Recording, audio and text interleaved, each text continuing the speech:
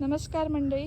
तर आता तुम्हाला मी एक मस्त अशी मजा दाखवणार आहे. झाडं सेम आहे, त्याचं दिसायला देखील अपिअरन्स सेम आहे, तरी पण त्याचं जे फळ जे येतं ते वेगवेगळं येतं. तर आता आपण आलो आहोत विहिरीकडे.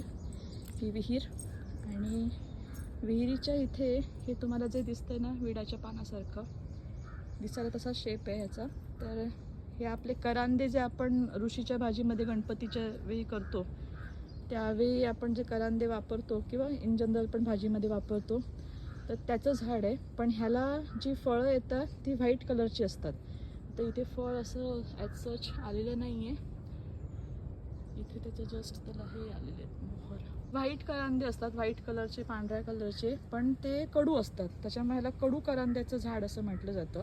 आणि ह्याचं तुम्ही पानाचं शेप बघा, त्याची रचना बघा, तुम्हाला लक्षात येईल. आणि दुसरे हे कुठेही उगवतात, म्हणजे ह्याच्यासाठी असं वेगळं बियाणं किंवा काय असं लावण्याची आवश्यकता नाही आहे.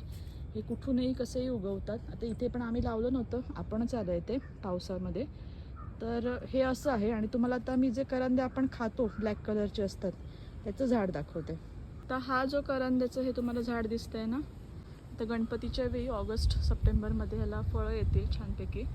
तर हे जे आहे ह्याला काळे करंदे येतात.